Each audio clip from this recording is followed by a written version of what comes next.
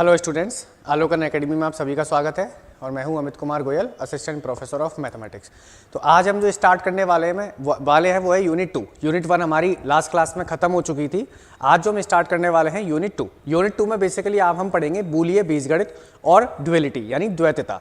तो सबसे पहले बात आती है, हम जो पढ़ेंगे वो यूनिट 2 पढ़ रहे हैं, हम यहाँ पे स्टार्ट कर रहे हैं आज यूनिट 2, क्योंकि मैंने आपको बताया था कि आपके पास जो मैथ का पेपर है वो 3 पेपर में विभाजित हुआ है। पहला पेपर विवेक गणित था, दूसरा पेपर अवकलन था और तीसरा पेपर क्या था आपके पास इष्टतमीकरण सिद्धांत, जिसमें प्रत्येक बुक को 5-5 यूनिट में बांटा गया है। तो ये जो हम पहला पेपर पढ़ रहे थे, आज उसकी हम कौन सी यूनिट पढ़ रहे हैं? दूसरी, जिसका नाम है बूलियन बीजगणित। बूलियन बीजगणित, जिसको इंग्लिश में बोलते हैं हम बूलियन अलजेब्रा, जिसको इंग्लिश में बोलते हैं हम बूलियन अलजेब्रा।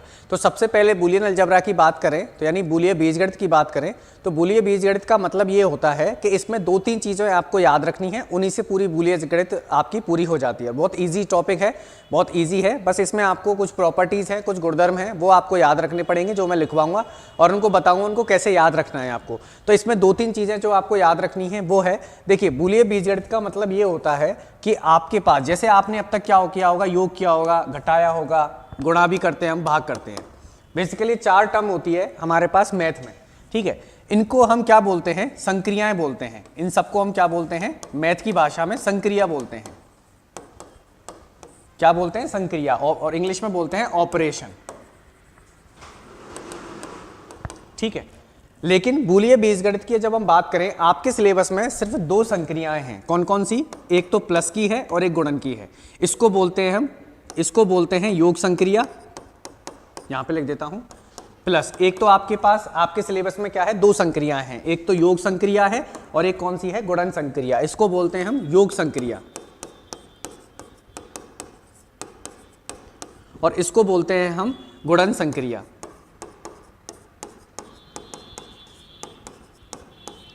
दो संक्रियाएं आपके सिलेबस में, एक तो योग और एक गुणन। तो बेसिकली जो हम करेंगे वो हम 2 ही संक्रिया के बारे में बात करेंगे, यानी कोई अगर हमें समुच्चय दिया जाएगा तो उसमें हम 2 ही संक्रिया लगाएंगे। एक तो योग की संक्रिया आपको मिलेगी और या क्वेश्चन में आपको क्या मिलेगी? गुणन की संक्रिया मिलेगी। इसके अलावा आपको कोई संक्रिया नहीं मिलेगी। अब बात करते हैं हम परिभाषा की। अगर हम परिभाषा की बात करें तो बूलियन बीजगणित की जो परिभाषा होती है वो ये कहती है कि अगर मान के चलो आपको कोई कुछ समुच्चय दे रखा है बी। अब बी से मैंने क्यों दिखाया? क्योंकि बूलियन अलजेब्रा है, आपको समुच्चय कुछ भी दे सकता है। आप एस से दिखा दो, एल से दिखा दो, एम से दिखा दो। मेरे कहने का मतलब क्या है, आपके पास एक बी क्या दे रखी है, एक आपको क्या दे रखा है? एक समुच्चय दे रखा है, ठीक है। अब आपके पास संक्रिया कौन सी होंगी? प्लस और डॉट, यानी योग संक्रिया होगी और गुणन संक्रिया होगी। और इसमें 2 अवयव आपके पास होते हैं, 0 और 1। ये बहुत इंपॉर्टेंट है, 0-1। मैं बताऊंगा 0-1 क्यों लिया है मैंने। तो अगर आपके पास कोई भी संरचना इस तरीके की हो कि जिसमें आपके पास कोई समुच्चय हो, जिसमें आपके पास योग की संक्रिया भी हो, गुणन की संक्रिया भी हो और एक आपके पास एक पूरक होता है, जैसे आपने निकाला होगा ए पूरक, मैंने पढ़ाया था ए पूरक यानी ए का उल्टा, उसी तरह यहाँ पे पूरक का साइन होता है 0 और 1। इस तरह की संरचना को हम क्या बोलते हैं? इस तरह की संरचना को हम बोलते हैं बूलियन बीजगणित। इस तरह की संरचना को क्या बोलते हैं? बूलियन बीजगणित। इसका मतलब ये हुआ कि आपके पास एक समुच्चय होगा, उसमें आपके पास योग की संक्रिया भी होगी, गुणन की संक्रिया भी होगी, उसका पूरक भी होगा, उसका क्या होगा? एक 0 एक अवयव होगा और एक 1 क्या होगा? अवयव होगा। ये क्या होता है हमारे पास? बूलियन बीजगणित व्यंजक कहलाता है। इसको हम क्या बोलते हैं? बूलियन बीजगणित या बूलियन व्यंजक बोल लीजिए आप, बूलियन व्यंजक, ठीक है। इसको क्या बोलते हैं? बूलियन व्यंजक। अब ये हमारे पास बूलियन बीजगणित नहीं हुआ है। बूलियन बीजगणित ये कहता है कि अगर इस तरह का आपके पास कोई भी बूलियन व्यंजक है और वह निम्न गुणधर्मों का पालन करे, तब हम इसको क्या बोलते हैं? बूलियन बीजगणित बोलते हैं। अब वो निम्न गुणधर्म कौन कौन से हैं देखिए। निम्न कौन कौन से गुणधर्म है? पहला है आपके पास क्रम विनिमय नियम। क्रम विनिमय नियम, इसको इंग्लिश में बोलते हैं कम्यूटेटिव लॉ, ठीक है। इंग्लिश में क्या बोलते हैं? Commutative law. इसका मतलब ये होता है कि अगर मान के चलो आपने 2 अवयव लिए बी में से, कोई भी आपको जो समुच्चय दे रखा है, आपने 2 अवयव लिए, अगर उन दोनों में ऐसा कुछ हो रहा है कि a + b करो या b + a करो बराबर आ रहा है, या ए इंटू बी करो या बी इंटू ए करो, बराबर आ रहा है, तो वो क्या होता है, क्रम विनिमय नियम होता है। यानी इसका मतलब ये हुआ कि अगर कोई आपके पास बूलिय व्यंजक दे रखा है और आपको चेक करना है कि वह बूलिय बीजगणित होगी कि नहीं होगी, तो पहला गुणधर्म उसको क्या संतुष्ट करना पड़ेगा, क्रम विनिमय नियम का पालन करना होगा। दूसरा आपके पास आता है, दूसरा आपके आता है बंटन का नियम। दूसरा क्या आपके पास, बंटन का नियम। बंटन का नियम, बंटन का नियम ये कहता है कि अगर आपके पास मान के चलो 3 अवयव लिए आपने, कहां से लिए, जो अभी आपको समुच्चय दे रखा है उसमें से 3 अवयव लिए, तो बंटन का नियम क्या कहता है कि एक, अगर आपके पास मान के चलो इस तरीके से है कोई, वो कह रहा है या तो बी और सी का गुणा करो फिर ए के साथ योग करो, या आप ए प्लस बी करो इंटू ए प्लस सी करो, बात क्या होगी, बराबर होगी। बंटन नियम क्या कहता है, या तो आप बी और सी का गुणा करो फिर उसके साथ एक का योग करो, या आप पहले ए और बी का योग करो और ए और सी का योग करो, उनका गुणा करो, बात बराबर होगी। और दूसरा ये कह रहा है कि इस तरीके से ना होके इस तरीके से भी हो सकता है कि आपने क्या किया, बी और सी का पहले गुणा किया और उसके बी और सी का क्या किया, योग किया, और उसके साथ आप अगर ए का गुणा करोगे, या आप ऐसे करो a dot B plus A dot सी, ये भी क्या होते हैं, बराबर होते हैं। यानी पहला नियम तो उसको क्रम विनिमय सिद्ध संतुष्ट करना होगा, फिर इसको बंटन नियम सिद्ध करना होगा, और तीसरा जो आता है आपके पास, तीसरा ये होता है तत्समक नियम। तत्समक नियम, इसको इंग्लिश में बोलते हैं आइडेंटिटी लॉ।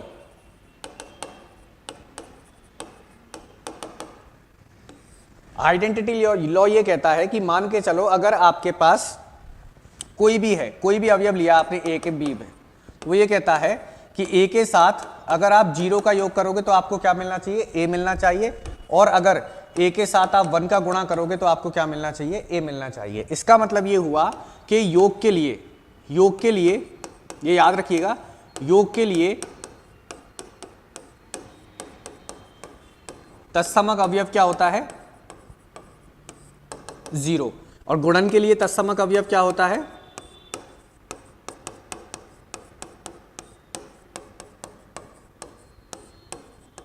गुणन के लिए तत्समक अवयव आपके पास होता है 1। तो सबसे पहले ये शब्द बड़ा परेशानी कर रहा है कि सर तत्समक का मतलब क्या होता है। देखो तत्समक का मतलब ये होता है ऐसा अवयव अगर आप उस ऐसा अवयव जो किसी भी अवयव के साथ अगर जुड़ेगा, योग के लिए बता रहा हूं पहले फिर गुणन के लिए बताऊंगा। योग के लिए तत्समक अवयव का मतलब ये होता है ऐसा अवयव जो अगर किसी अवयव के साथ जुड़ेगा तो वो क्या देगा, आपके पास वही अवयव आपको वापस देगा। जैसे ये रहा, आपने ये तत्समक अवयव था, अगर आपको ए के साथ आप ऐसा क्या अवयव जोड़ोगे जिससे आपको ए मिल जाए, हमें पता है 0।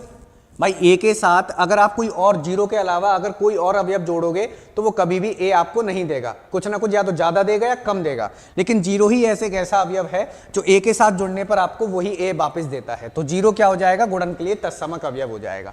इसी तरह गुणन की बात करते हैं तो आप ए में ऐसे कौन से अवयव का गुणा करोगे जिससे आपको ए मिल जाए, तो हमें पता है 1 का गुणा करेंगे, तो 1 क्या हो जाएगा, आपके पास तत्समक अवयव हो जाएगा गुणन के लिए। तो गुणन तत्समक का मतलब ये होता है ऐसा अवयव जो किसी संख्या के साथ संक्रिया लगाने पर, चाहे योग की संक्रिया हो चाहे गुणन की संक्रिया हो, वही अवयव आपको अगर वापस दे दे तो उसको हम क्या बोलते हैं, तत्समक अवयव।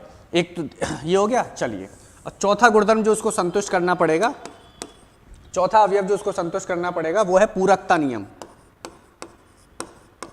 पूरकता नियम, इसको इंग्लिश में बोलते हैं कॉम्प्लीमेंट्री रूल।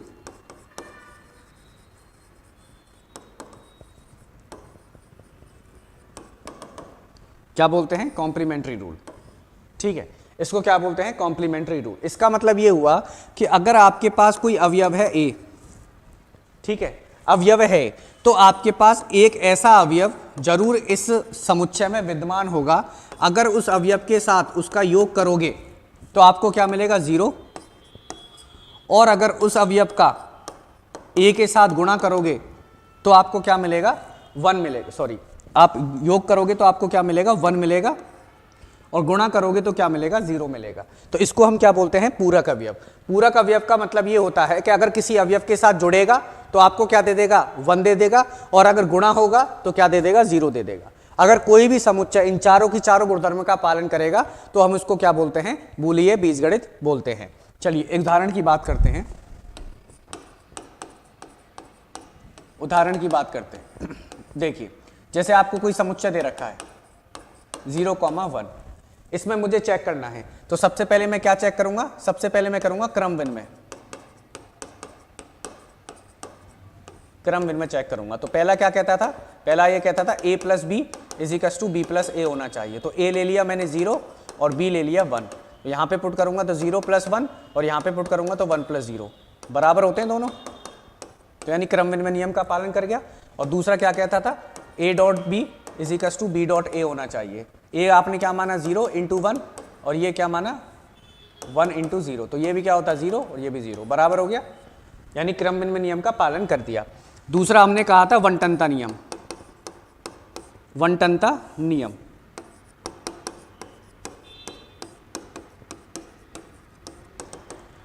ये कहता है कि 3 अवयव होने चाहिए आपके पास इस समुच्चय में, और इस तरीके से होता है ये कि a plus B dot c किसके बराबर होगा, a plus b into a dot c. अब सबसे पहली बात ये आती है कि सर हमें जो समुच्चय दे रखा है उसमें तो 2 अवयव हैं, लेकिन ये यहाँ पे कह रहा है कि 3 अवयव होने चाहिए। तो इसका मतलब ये हुआ कि अगर 2 अवयव हैं तो ये हमेशा क्या होगा, वंटन नियम का पालन करेगा, हमेशा क्या करेगा, वंटन नियम का पालन करेगा। ठीक है, तीसरा आता है हमारे पास तत्समक अवयव। ठीक है, तत्समक अवयव क्या कहता है कि अगर आपके पास a प्लस 0 करोगे तो a आएगा, और ये क्या कह रहा है a डॉट 1 करोगे तो a आएगा। आपके पास b क्या था, a आपने क्या ले लिया 0 ले लिया मान के चलो, तो 0 प्लस 0 करोगे तो क्या मिलेगा 0। ठीक है, उसी तरह इसमें करोगे 0 डॉट 1 क्या मिलेगा 0, तो यानी a ही मिल गया आपको वापस। तो इसका मतलब ये हो गया, देखो तत्समक अवयव का मतलब ये होता है कि योग के लिए तत्समक अवयव 0 होता है और गुणन के लिए तत्समक अवयव 1 होता है। यहां तक काम नहीं चलेगा। योग के लिए तत्समक अवयव आपको पता है 0 है, वो समुच्चय में भी होना चाहिए, वो समुच्चय में भी होना चाहिए, यानी योग के लिए और गुणन के लिए तत्समक अवयव क्या होना चाहिए, उसमें विद्यमान होना चाहिए। ये कंडीशन और है, जैसे मान के चलो आपको b कोई समुच्चय दे दे 2 3 4 5 2 3 4 5, तो आपको पता है कुछ नहीं करना, आप सबसे पहले ये देखो तत्समक अवयव है या नहीं है, योग के लिए और गुणन के लिए। योग के लिए तत्समक अवयव क्या होता है 0, 0 कहीं भी विद्यमान नहीं है। गुणन के लिए तत्समक अवयव क्या होता है 1, कहीं भी विद्यमान नहीं है। इसका मतलब ये कभी भी क्या नहीं होगी, बूलिया बीजगणित नहीं होगी। मान के चलो अगर इस तरीके से आपको दे रखा होता, अब चेक करते हैं तत्समक अवयव। योग के लिए तत्समक अवयव क्या होता है 0, समुच्चय में विद्यमान है।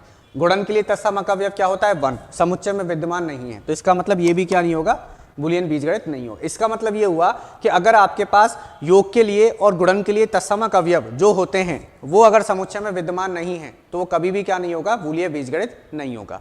ठीक है, चलिए एक एग्जाम्पल हो गया, अगले की बात करते हैं। अगला आता है हमारे पास द्वैतता। ठीक है, द्वैतता जिसको इंग्लिश में बोलते हैं डुअलिटी। क्या बोलते हैं, डुअलिटी। द्वैतता का मतलब ये होता है कि आपके पास बीजीय व्यंजक क्या होता है, ये होता है। द्वैतता का मतलब ये होता है कि इस प्लस की जगह आप क्या लगा दो, डॉट लगा दो, डॉट की जगह आप प्लस लगा दो, 0 की जगह आप 1 लगा दो और 1 की जगह 0 रख दो। यानी इसका मतलब ये हुआ कि जो भी हमें बूलियन व्यंजक दे रखा है अगर उसमें हम क्या करें, उसको परिवर्तित कर दें। प्लस को किससे परिवर्तित करें, गुणन से। गुणा को किससे परिवर्तित करें, योग से। 0 को किससे परिवर्तित करें, 1 से। और 1 को किससे परिवर्तित करें, 0 से। अगर ऐसा किसी भी बूलियन व्यंजक में हो रहा है तो उसको हम क्या बोलते हैं, द्वैतता बोलते हैं। जैसे उदाहरण की बात करें, a प्लस बी का डैश। ठीक है, a प्लस बी का डैश क्या होगा, a डैश, प्लस की जगह क्या हो जाएगा डॉट और b की जगह b डैश। तो देखो आपके पास क्या हुआ, आपने प्लस की जगह क्या लगा दिया, डॉट लगा दिया। 0 1 तो था नहीं, तो लेकिन एक 0 1 तो था नहीं तो उसको देखना नहीं है, हमारे पास सिर्फ योग था। तो योग की जगह क्या आ गया, हमारे पास डॉट आ गया, यानी गुणन आ गया। तो ये क्या हो जाएगी, द्वैतता हो जाएगी। इसी तरह एक एग्जाम्पल और लेना चाहें तो वैसे लिख सकते हैं a डॉट बी डैश, ये क्या हो जाएगा a dash plus b dash. देखो डॉट की जगह क्या आ गया, प्लस आ गया, तो ये भी क्या होगी, एक द्वैतता होगी। इस तरीके से हम क्या कर सकते हैं, द्वैतता को दिखा सकते हैं। चलिए, ये द्वैतता होती है। द्वैतता बहुत इजी है, योग की जगह क्या करना है, गुणन करना है। अगर योग की जगह कहीं भी गुणन हो रहा होगा, गुणन की जगह योग हो रहा होगा, जीरो की जगह वन हो रहा होगा, या वन की जगह जीरो हो रहा होगा, तो वो क्या कहलाएगी, हमारे पास द्वैतता कहलाएगी। चलिए अब आगे बात करते हैं। अब हमारे पास एक प्रमेय है, ठीक है, प्रमेय है हमारे पास, क्या दे रखी है, बूलिय बीजगणित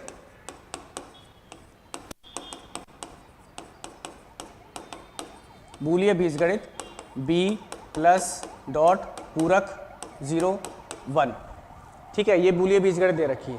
तो इसमें तीन चीजें पूछी, तीन चीजों को प्रूव करना है। पहला कि योग का तत्समक बूलिय बीजगणित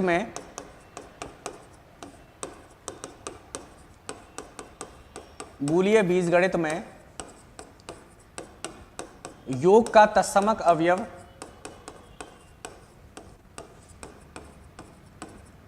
अद्वितीय होता है।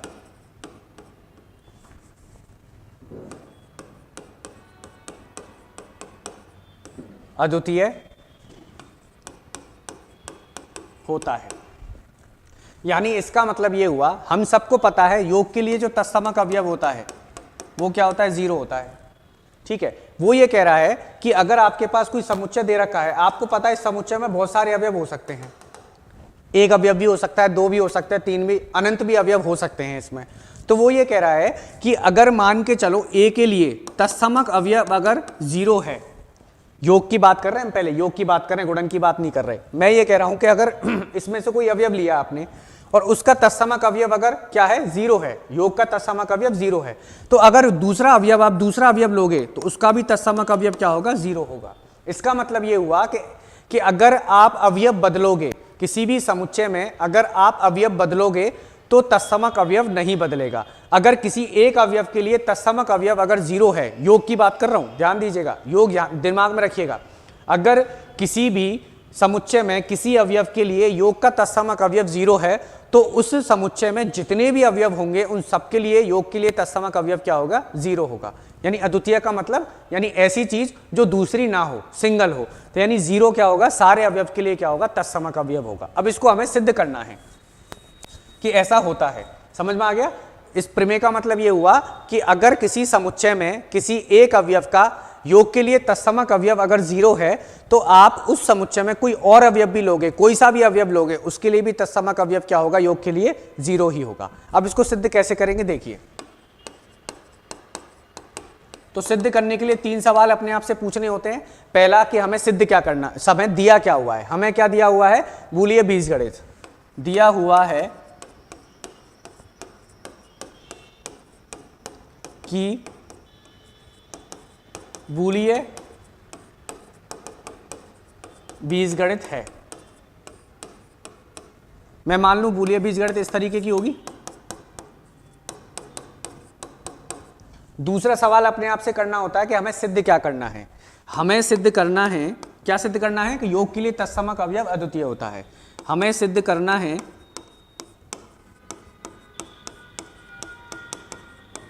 कि योग के लिए तत्समक अवयव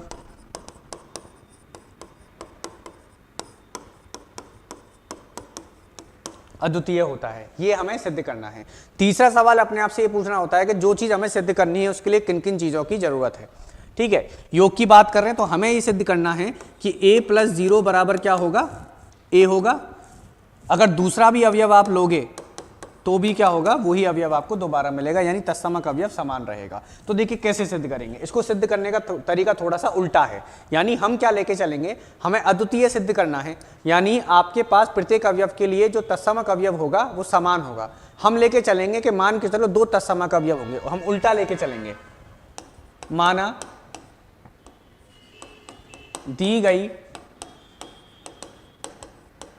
बूलिय बीजगणित के लिए दो तत्समक अवयव विद्यमान हैं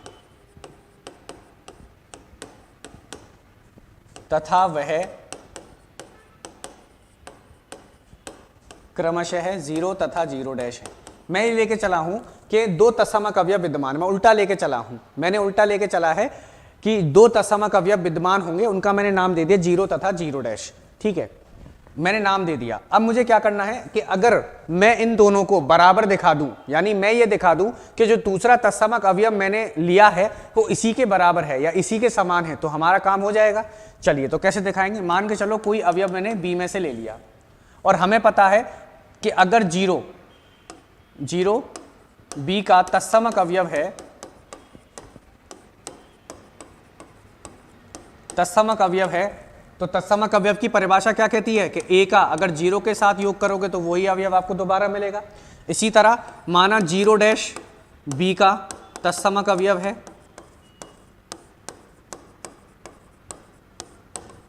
तो तत्समक अवयव की परिभाषा क्या कहती है कि अगर किसी अवयव का आप तत्समक अवयव के साथ योग करोगे तो आपको वही अवयव मिलेगा। अब ये देखो, ये a प्लस 0 भी a के बराबर है, a प्लस 0 डैश भी a के बराबर है। इसका मतलब क्या होगा? ये दोनों बराबर होंगी, a को a से काट सकते हैं, यहां से क्या आ गया? 0 बराबर 0 डैश।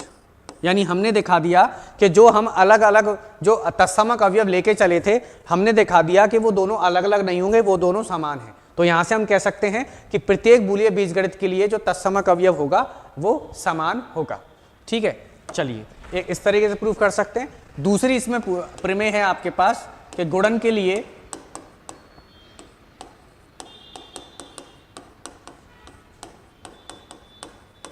तत्समक अवयव अद्वितीय होता है।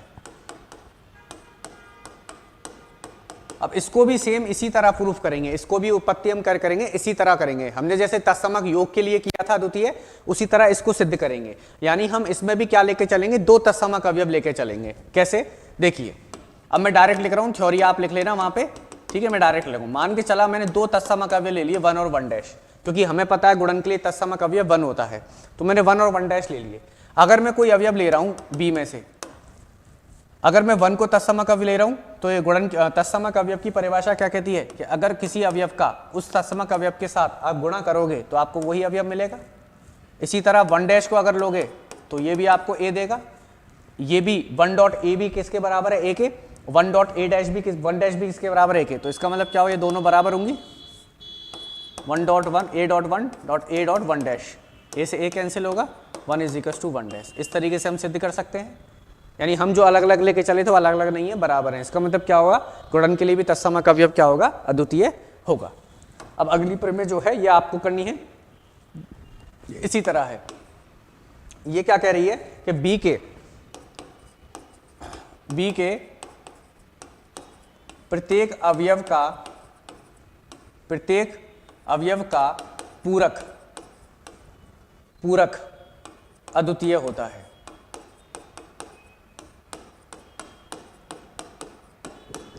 अद्वितीय होता है। ठीक है, अब इसका पूरक हमें क्या करना है? अद्वितीय सिद्ध करना है। तो ये आप कर सकते हैं। इसमें भी दो पूरक लेके चलोगे आप और दोनों को लास्ट में क्या दिखा दोगे? बराबर दिखा दोगे। आपको दो चीजें यहाँ पे याद रखनी है। ये ठीक है, आप सिद्ध कर सकते हो, इसमें कोई प्रॉब्लम नहीं, दो मैं करवा चुका हूँ। अब देखिए यहाँ पे एक नोट डाल के क्या मैं एक बहुत इंपॉर्टेंट चीज बता रहा हूँ जो आपके आप काम आएगी। इन चीजों को आपको याद रखना है जो मैंने लिखवाई थी कि ए प्लस ए डैश क्या होता है? 0 होता है। Sorry, A plus A dash क्या होता है? 1 होता है। और ए डॉट ए डैश क्या होता है? 0 होता है। बस ये दिमाग में रखना। ये अब कहाँ काम आएगी मैं बताऊंगा, इनको कभी मत भूलना। ये जो डब्बे में बंद करें, ये बहुत जरूरी है। इसी से आधे क्वेश्चंस आपके इसी से होंगे, आधे से ज्यादा क्वेश्चन आपके क्या होंगे? इसी से होंगे। ठीक है, चलिए अगला आता है आपके पास वर्ग सम नियम। इसको इंग्लिश में बोलते हैं आइडेम्पोटेंट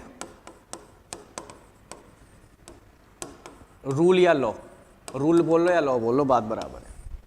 ठीक है, ये क्या कहता है कि मान के चलो आपके पास अगर कोई बूलिय बीजगणित है तो पहला ये कह रहा है कि ए का अगर आप ए के साथ क्या करोगे? योग करोगे तो आपको क्या मिलेगा? ए ही मिलेगा।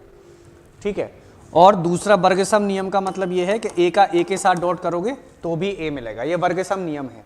अगर इसको सिद्ध करना है तो देखिए कैसे सिद्ध करेंगे। कैसे सिद्ध करेंगे? देखो, मुझे पहले इसको सिद्ध करना है। ए प्लस ए क्या होगा? ए होगा। ठीक है, ए प्लस ए क्या होगा? ए होगा। तो मैं क्या लेके चल रहा हूं, मैं इसको लेके चल रहा हूं, इसको दिखा दूंगा। तो a प्लस ए को मैं कैसे लिख सकता हूं, a प्लस ए डॉट 1, ठीक है, a प्लस ए यूं की यूं, a प्लस ए 1 को मैंने क्या बताया, a प्लस ए डैश क्या होता है 1 होता है, और a डॉट ए डैश क्या होता है 0। तो 1 की जगह मैं क्या लिख सकता हूं, a प्लस ए डैश, ये लिख सकता हूं 1 की जगह a plus A dash. One टन नियम क्या बताया मैंने, a डॉट b प्लस सी क्या होता है आपके पास, sorry a plus b dot C क्या होता है आपके पास, a plus B dot a plus सी।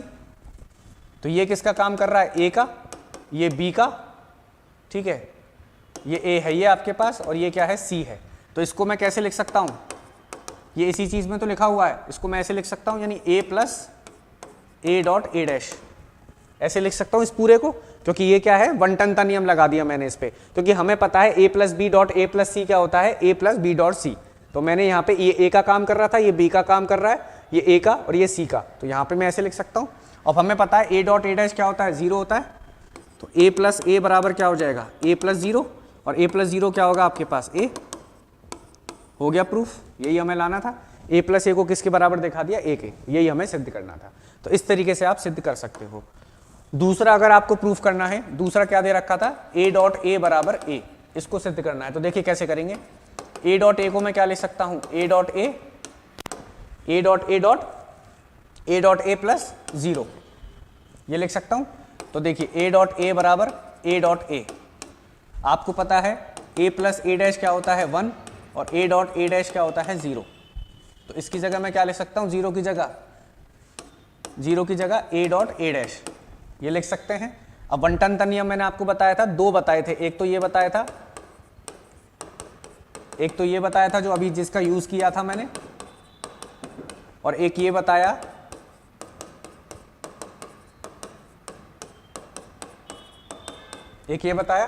अब इसमें देखो ये वाला लग जाएगा, देखो यहां पे ये a का काम कर रहा है, ये b का, ये a का, ये c का। तो a डॉट a बराबर, इसको मैं कैसे लिख सकता हूं, a dot b plus c, b का क्या है a और c क्या है a dash. a plus a dash की वैल्यू कितनी होती है, 1 होती है। तो a डॉट a बराबर क्या हो जाएगा, a डॉट 1, a डॉट 1 क्या होगा आपके पास a, यही हमें सिद्ध करना था, ठीक है। इस तरीके से आप इसको क्या कर सकते हो, प्रूफ कर सकते हो। अब अगली बात आती है, अगला नियम आता है परिबद्धता नियम। ये याद रखिएगा क्योंकि आगे काम आएंगे। जब मैं फंक्शन बूलियन व्यंजक बताऊंगा आपकी, जब हम क्वेश्चंस करेंगे तो आप देखोगे सब चीज, वर्ग सम नियम भी काम आएगा, परिबद्धता नियम भी ये काम आएगा, और ये पुरानी चीजें तो काम आ ही रही हैं। तो इनको याद रखिएगा, वर्ग सम नियम क्या होता है, परिबद्धता। अब अगला नियम है परिबद्धता नियम।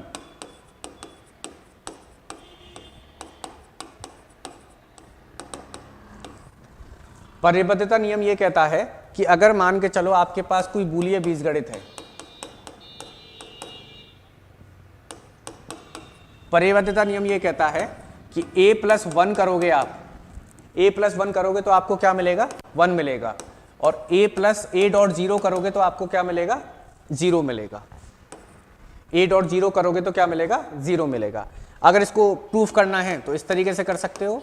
देखो मुझे क्या चाहिए, a प्लस 1 बराबर क्या चाहिए, 1 चाहिए।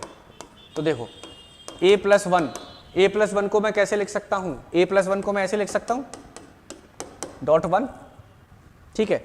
चलिए a प्लस 1 बराबर a प्लस 1 एट इज, वही दोबारा a प्लस ए डैश क्या होता है, 1 होता है, a डॉट ए डैश क्या होता है 0। तो 1 की जगह मैं क्या लिख सकता हूं, a plus A dash. One टन का नियम लगाऊंगा, कौन सा वाला, जहां बीच में गुणा आ रहा होगा। बीच में गुणा कहां पे आता है, इस वाले में, इसमें तो प्लस आ रहा है। गुणा कौन से में आता है, a plus B dot C में, यानी a plus B dot a plus C. तो ये किसका काम कर रहा है, a का काम कर रहा है, ये b है, ये a ही है आपके पास, और ये क्या है, c है। तो इसको आप ये वाला बंटन का नियम लगा सकते हो इसमें, क्या a प्लस बी और डॉट a प्लस सी क्या होता है, a plus B dot c, यानी a प्लस 1 बराबर a plus B dot c, यानी 1 डॉट ए डैश, ठीक है। तो a प्लस 1 बराबर a प्लस 1 डॉट a क्या होगा, a डैश होगा, इसकी वैल्यू हमें पता है क्या होती है, 1। तो a प्लस 1 क्या हो जाएगा, 1 हो जाएगा। इसी तरह आप दूसरे को सिद्ध कर सकते हो, ठीक है। ये हो गया आपके पास परिबद्धता नियम। अगला आता है अवशोषण नियम।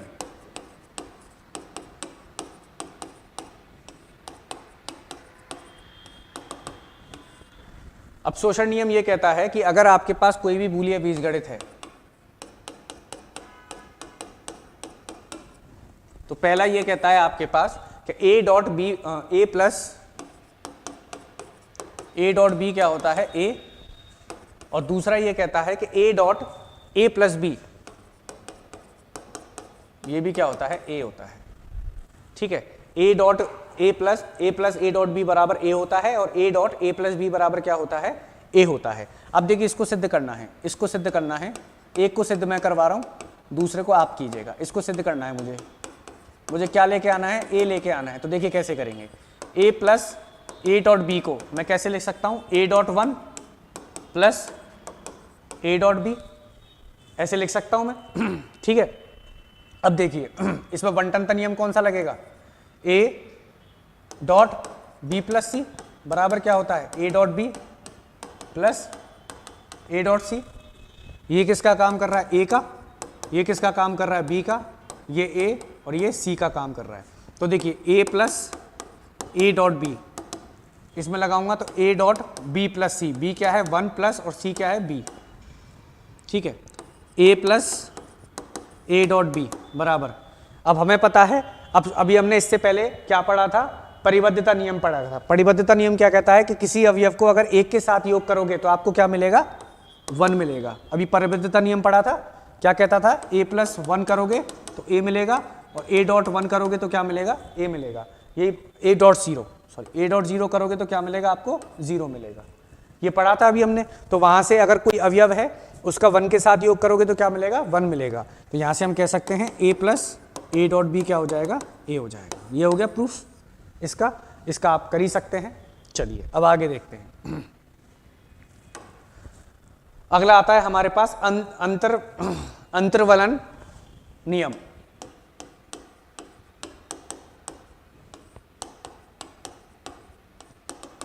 ये क्या कहता है कि अगर आपके पास कोई बूलियन बीजगणित है, कोई बूलियन बीजगणित है, तो वो ये कह रहा है कि अगर किसी भी अवयव के पूरक का आप पूरक लोगे तो आपको क्या मिलेगा, ए मिलेगा। किसी भी अवयव के पूरक का अगर आप पूरक लोगे तो आपको क्या मिलेगा, ए मिलेगा। ठीक है, इसको आप सिद्ध करिएगा, आपके लिए एक एक्सरसाइज है, ये आपको खुद सिद्ध कीजिएगा। ठीक है, चलिए इजी है, इसको याद रखिएगा। 5 बताए थे मैंने, पहला कौन सा बताया, वर्गसम नियम, इनको याद रखना, ये बहुत काम आने वाले हैं। वर्गसम नियम, दूसरा बताया मैंने परिबद्धता नियम,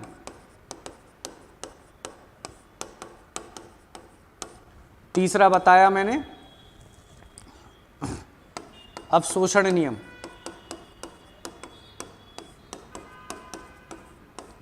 और चौथा है आपके पास अंतर्वलन नियम। ये होते हैं आपके पास, इनको याद रखिएगा। ठीक है, चलिए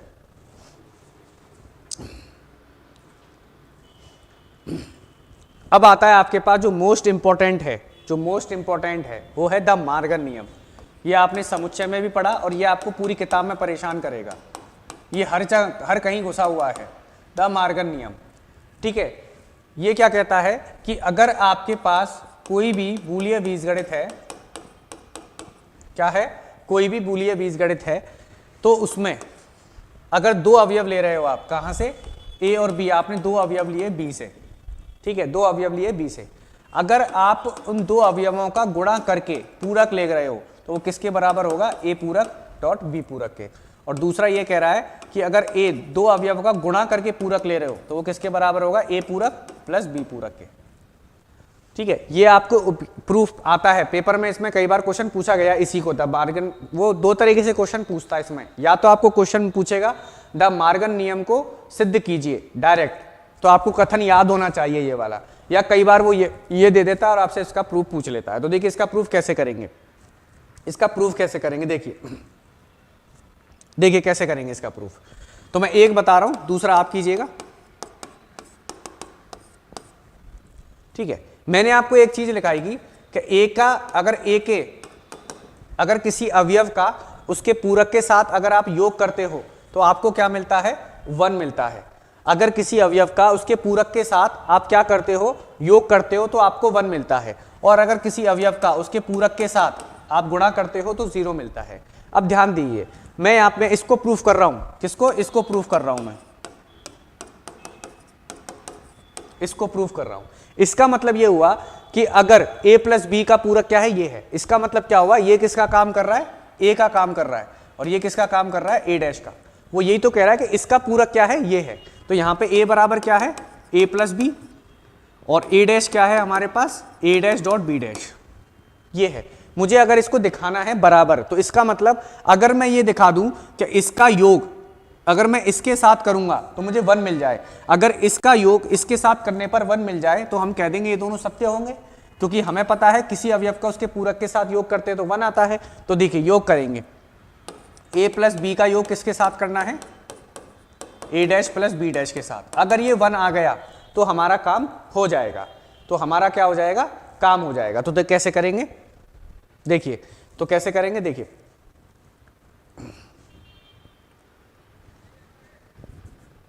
देखिए a प्लस बी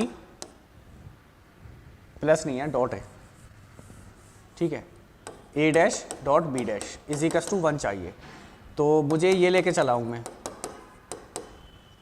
ठीक है। तो मैं इसको कैसे लिख सकता हूं, अगले पेज पे लिख देते हैं। मुझे सिद्ध क्या करना है कि a प्लस बी डैश का पूरक क्या होगा, a पूरक डॉट बी पूरक, ये होगा। यानी मुझे क्या सिद्ध करना है कि अगर मैं इन दोनों का योग 1 दिखा दूं तो मेरा काम हो जाएगा। तो देखिए पहले मैं इसको लेके चल रहा हूं, मुझे 1 दिखाना है इसका योग, a plus B plus a dash dot B dash. इसको मैं कैसे लिख सकता हूं, देखिए इसको मैं ऐसे लिख सकता हूं, a प्लस बी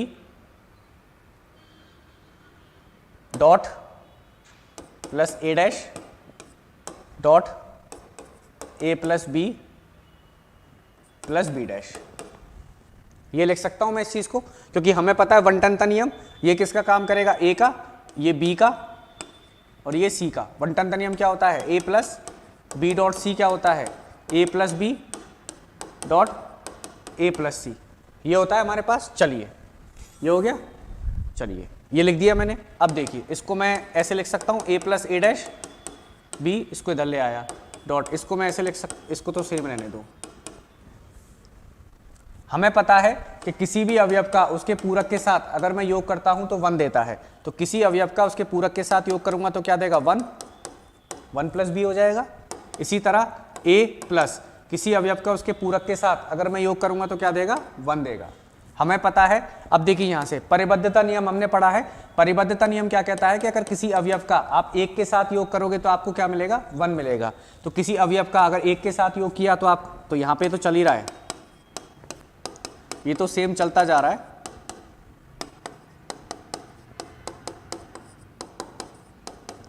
तो अगर किसी अवयव का 1 के साथ योग करोगे तो 1 मिलेगा, इनटू किसी अवयव का 1 के साथ योग करोगे तो 1 मिलेगा। यहां पे लिख सकते हो परिबद्धता नियम से, ये पेपर में लिख के आना होता है, परिबद्धता नियम से, ठीक है।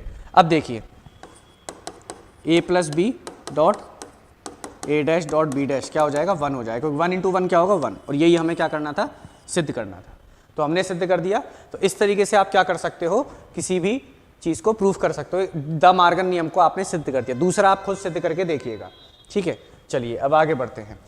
एक अच्छा एग्जाम्पल है, इस तरीके से एग्जाम्पल आपके पेपर में पूछे जाते हैं।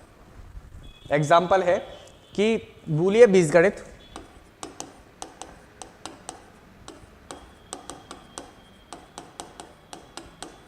बूलियन बीजगणित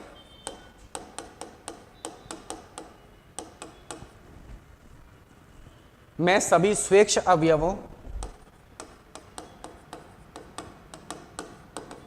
स्वेच्छ का मतलब होता है अपने मन से आप कोई भी अवयव ले लो, अपने मन से कोई भी अवयव ले लो। स्वेच्छ का मतलब अपने मन से कोई भी अवयव लिया आपने। स्वेच्छ अवयवों कोई अवयवों a, b, belongs to b, 3 अवयव ले लिए के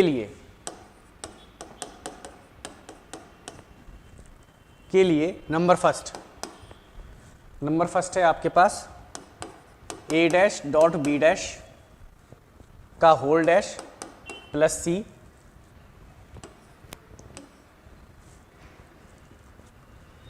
सॉरी माइनस नहीं डॉट ए प्लस बी का होल डैश किसके बराबर होगा, ए डैश डॉट डी डैश के, ए डैश डॉट सी डैश के। इसको हमें सिद्ध करना है। तो देखिए कैसे करेंगे, ये वाला पार्ट लेके चलेंगे, LHS लेके देखेंगे चलेंगे और क्या दिखा देंगे, बराबर RHS दिखा देंगे। देखिए कैसे लेके चलेंगे। अगर मैं इसको लेके चल रहा हूँ पहले, A dash dot B dash का होल डैश प्लस सी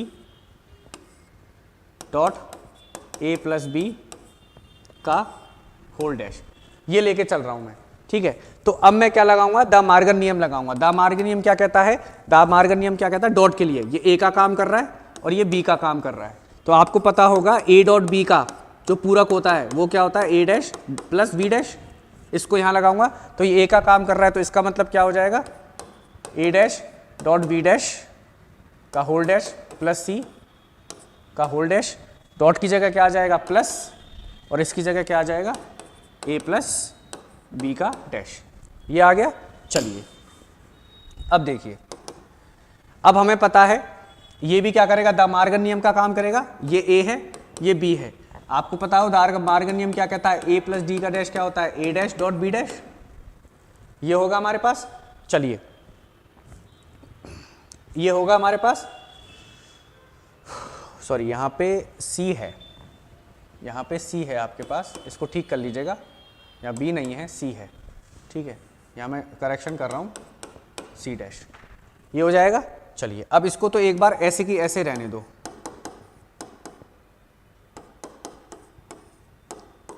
इसमें ए प्लस बी का डैश क्या होता है, ए डैश बी डैश, यानी ए ये बी का काम कर रहा है तो ये क्या हो जाएगा, A dash dot B dash De Morgan नियम से। सॉरी सी आएगा यहाँ पे, बी नहीं है, ए डैश डॉट सी डैश। ये हो गया हमारे पास। अब देखिए अब क्या हो जाएगा हमारे पास, अब मैं इसके पूरक को खोलूंगा तो ये किसका काम करेगा, ए का, ये बी का। ए प्लस बी का डैश क्या होता है, ए डैश बी डैश, यानी ए डैश डॉट बी डैश का पूरक का होल पूरक, प्लस की जगह डॉट आ जाएगा, सी डैश प्लस ए डैश डॉट सी डैश। इसको थोड़ा सा ऊपर से मिटा रहा हूँ मैं, ठीक है, यहाँ तक मिटा रहा हूँ। हमें ए डैश सी डैश चाहिए, याद रखिएगा, ठीक है। चलिए अब देखिए, अब इसको मैं ओपन करूँगा तो ये डैश हट जाएंगे, तो यहाँ पे क्या आ जाएगा आपके पास, डैश हटाओगे तो आपके पास क्या आ जाएगा, क्योंकि आपको पता है किसी भी पूरक का आप पूरक लेते हो तो ए आता है अंतर्वलन नियम से। तो ये किसका काम कर रहा है, ए के पूरक का पूरक ले रहे हो तो आपको ए ही मिलेगा, यानी ए डैश डॉट बी डैश। क्या मिलेगा आपको, ए डैश डॉट बी डैश मिलेगा। ये चीज आपका पूरक करोगे तो ए डैश बी डैश, डॉट में क्या चल रहा है, सी डैश, डॉट में क्या चल रहा है, सी डैश प्लस ए डैश डॉट सी डैश। ये हो गया आपके पास। अब देखिए इस चीज को आप कैसे लिख सकते हो, इस चीज को हम ऐसे लिख सकते हैं, A dash dot B dash dot C dash plus A dash dot C dash, ये लिख सकते हैं हम। अब देखिए इसको भी मिटा रहा हूं यहां से। अब यहां पे हमारा काम है, इसको मैंने ऐसे लिख दिया, C dash dot B dash plus ए डैश डॉट सी डैश, ये लिख दिया। अब देखिए ये क्या हो जाएगा आपके पास, बंटन का नियम लग सकता है इसमें, बिल्कुल लग सकता है, क्योंकि ए डॉट बी प्लस सी क्या होता है, A dot B plus B dot सी, ये होता है। तो ये किसका काम कर रहा है, ये आपके पास ये ए का काम कर रहा है, ये बी का काम कर रहा है, और ये ए का काम कर रहा है, ये किसका काम कर रहा है, सी का। तो कैसे लगेगा देखिए, A dot B plus C, यानी C dash B plus C, B plus सी क्या है आपके पास, बी प्लस सी, यानी C dash dot B dash plus C dash, ये हो जाएगा आपके पास। चलिए इस तरीके से हो जाएगा। अब इसमें आप फिर लगाओगे रूल, तो सी डैश डॉट ये C dash plus sorry dot B dash dot C dash, ये क्या बनेगा आपके पास 1, और ये क्या बनेगा सी डैश। तो यहाँ से आपके पास आ जाएगा ए डैश, यहाँ ए डैश चल रहा है, डॉट सी डैश। यही हमें क्या करना था, सिद्ध करना था, और वही हमने क्या कर दिया, सिद्ध कर दिया। तो इस तरीके से भी क्वेश्चन आपके पूछे जाते हैं, बस आपको चीज़ों को घुमाना आना चाहिए। एक प्रश्न मैं आपको दे रहा हूँ जो आप सॉल्व कीजिएगा। अगला प्रश्न दे रखा है उसने, थोड़ा बड़ा है, घरवाने की जरूरत नहीं है, ईजी है। A dot B dot C plus A dot B dot C dash plus A dot B dash dot C plus A dash dot B dot C is equals to A dot B plus B dot C plus C dot A. ये आपको proof करना है, ठीक है, कीजिएगा। अब आता है बूलिय व्यंजक। अगली परिभाषा आती है बूलिय व्यंजक या बूलिय फलन भी जिसको बोलते हैं, बूलिय फलन यानी बूलियन फंक्शन।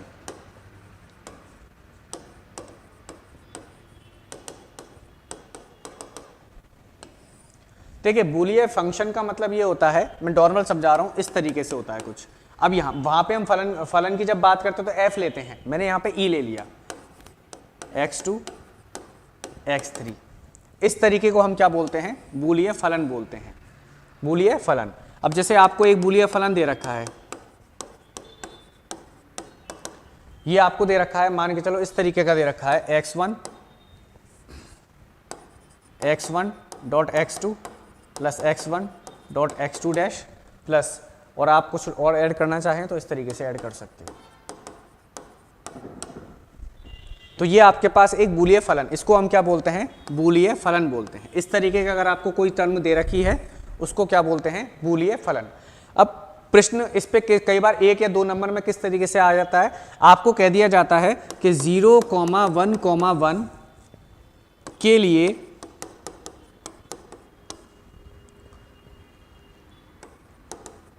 बूलिय फलन ज्ञात कीजिए, ज्ञात कीजिए। देखो बूलिय फलन आपको ऐसे दिया हुआ होगा, जैसे मानकर इसी के लिए हमें निकालना है 0, 1, 1 पे बूलिय फलन निकालना, इसके लिए ये आपको पेपर में गिवन होगा, ये आपको पेपर में दिया जाएगा, ये बूलिय फलन दिया जाएगा और आपको इस तरीके से 3.3 बिंदु दिए जाएंगे जिनके लिए आपको इस फलन का मान क्या होता है, निकालना होता है। तो देखिए कैसे निकालेंगे। तो x1 की वैल्यू क्या है यहाँ पे 0, x2 की वैल्यू क्या है 1 और x3 की वैल्यू क्या है आपके पास 3। एक चीज और यहाँ पे याद रखिएगा कि 0 का जो पूरक होता है वो 1 होता है और 1 का पूरक क्या होता है 0 होता है। ये दो चीजें और याद रखिएगा कि 0 का पूरक क्या होता है आपके पास 1 और 1 का पूरक क्या होता है 0। तो मैं यहीं पे लगा दूं, यहीं पे लिख दूं। चलिए इसका मान निकालते हैं बूलिय फलन का 0,1,1 के लिए। तो हम यहाँ पे रख देंगे 0,1,1। तो x1 की वैल्यू कितनी है हमारे पास 0 डॉट, x2 की वैल्यू कितनी है 1 प्लस x1 की वैल्यू कितनी है 0 डॉट, x2 की वैल्यू क्या है 1 यानी 1 का डैश प्लस x2 की वैल्यू कितनी है 1 इंटू x3 की वैल्यू कितनी है 1 इसका डैश। ये वैल्यू रख दी। अब देखिए 0.1 कितना होता है 0 प्लस 0 डॉट 1 का पूरक, 1 का पूरक के मैंने क्या बताया 0 प्लस 1.1, 1.1 का पूरक, ठीक है 0 प्लस 0.0 0, 1 का पूरक क्या होता है 0, तो टोटल कितना आ जाएगा 0। यानी इसका मतलब ये हुआ कि e 0,0,1 के लिए आपके पास बूलिय व्यंजक का मान क्या आया 0 आया, बूलिय फलन का मान क्या आया आपके पास 0 आया। तो इस तरीके से हम क्या निकालते हैं, बूलिय फलन निकालते हैं। चलिए अब आता है आपके पास और एक किस तरीके से क्वेश्चन पूछा जाता है, एक बूलिय फलन का इस तरीके से भी आपको प्रश्न पूछ लिया जाता है। जैसे आपको एक क्वेश्चन दे रखा है इस तरीके से x1 dash plus x2 dash plus x2 plus x3 dash का होल डैश, इसका भी dash plus x2 plus x3।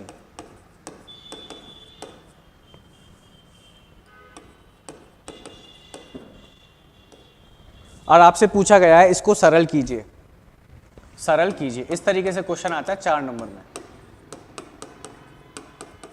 तो देखिए कैसे सरल करेंगे। सरल करने के लिए हमें क्या करना है कि जितने भी आपके पास ये ब्रैकेट लगे हुए हैं इन सबको हटाना है। तो देखिए कैसे हटाएंगे। तो मैं यहीं से शुरू कर रहा हूँ, ठीक है। देखिए कैसे हटाएंगे हम लोग, अब देखिए, तो इसको तो एज इट इज रहने दो, x1 dash plus x2 dash plus, हमें पता है ये क्या है a और ये b है, हमें पता है द मार्गन नियम क्या कहता है, a प्लस b का डैश क्या होता है, a dash dot b dash होता है। तो इसको खोलेंगे, ये a है ये b है, इसका डैश करना है, तो ये हो जाएगा x2 डैश प्लस की जगह डॉट और x3 डैश का डैश, ये हो जाएगा का whole dash plus x2 x3 as it is, ठीक है। अब देखिए इसको अब दोबारा भी ऐसे ही रहने दो,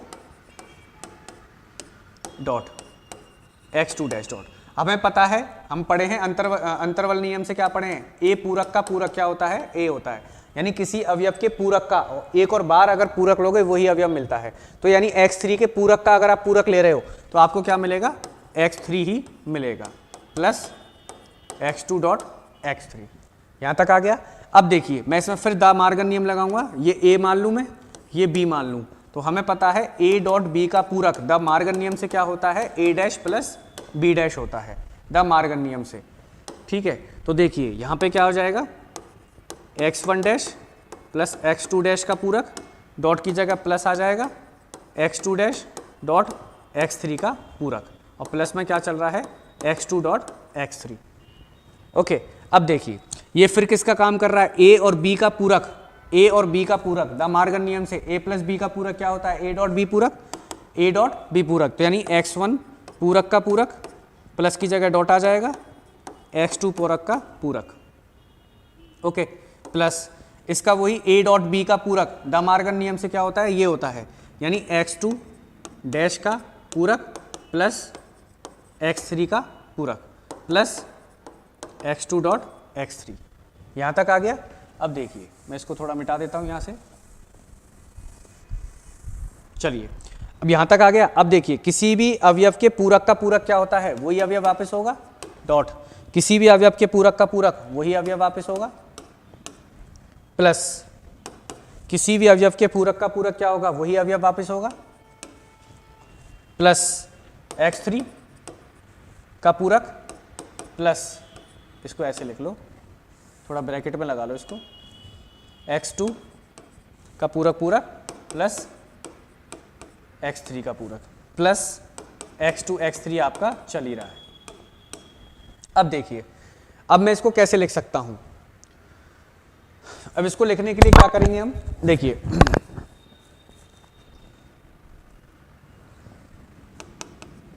अब इसको हम ले सकते हैं x1, इसका x1 का हम डॉट कर रहे हैं, प्लस कर रहे हैं x2 dot x1 plus x3 dash, ठीक है। उसके बाद x2 plus x2 dot x2 plus x3 dash plus x2 dot x3, okay. अब देखिए यहां तक हो गया। अब आपको पता है किसी भी अवयव का किसी अवयव के साथ करेंगे तो वही अवयव आपको वापस मिलेगा, यानी x1 plus x2 dot x1 plus x3 dash, यहाँ पे x2 ही रहेगा, यहाँ x2 plus x3 dash plus x2 dot x3, ये आपके पास इस तरीके से आ गया। तो ये हो गया आपके पास सरल, यहाँ तक आपको करना है, यानी सारे आपने क्या हटा दिए, इनके ऊपर जितने भी ब्रैकेट थे वो सारे हटा के इसको क्या कर दिया, सरल कर दिया। तो इस तरीके से आपसे क्वेश्चन पूछे जाते हैं 4 एक नंबर में, ठीक है। और इसको सरल करना चाहो और तरीके से भी सरल कर सकते हो, अगर इसको और आगे कोई करना चाहे, अब इसमें क्या लगा दो आप, बंटन नियम लगा दो। जैसे ये वाला है, ये किसका काम कर रहा है, ए का, ये बी का काम कर रहा है, ये ए का, ये सी का, तो बंटन नियम क्या कहता है, ए डॉट बी प्लस सी क्या होता है, sorry A dot B plus सी क्या, sorry A plus B dot C क्या होता है, A plus B dot A plus C, ये वन टर्म नियम। और इसको सरल करना है तो इस तरीके से कर सकते हो, x1 plus x2 dot x3 dash plus, इसको भी ऐसे ही कर सकते हो, ठीक है, इसको तो ऐसे ही रहने दो, x2 dot x2 plus x3 dash plus x2 dot x3। और इसको सरल करना है तो और तरीके से सरल कर लो इसको, तो इस तरीके से सरल करते जाओगे। लेकिन आपको बेसिकली करना क्या है, आपको ब्रैकेट हटाने हैं, ब्रैकेट हटाते ही आपका क्या हो जाएगा, काम हो जाएगा। तो इस तरीके से आपके 2-3 क्वेश्चंस पूछे जाते हैं, कई बार पूछे गए हैं इस तरीके से क्वेश्चन। तो याद रखिएगा ये होती है आपके पास पूरी बीजगणित। तो नेक्स्ट क्लास में हम पढ़ेंगे इसी के, हम क्या पढ़ेंगे, 1-2 एग्जाम्पल और करेंगे, फिर अपन आएंगे कुछ आगे टॉपिक है, 2-3 टॉपिक हैं, उन टॉपिक की हम डिस्कस करेंगे। तो आज की क्लास हम यही खत्म करते हैं। नेक्स्ट क्लास में इसके कुछ एग्जाम्पल स्टार्ट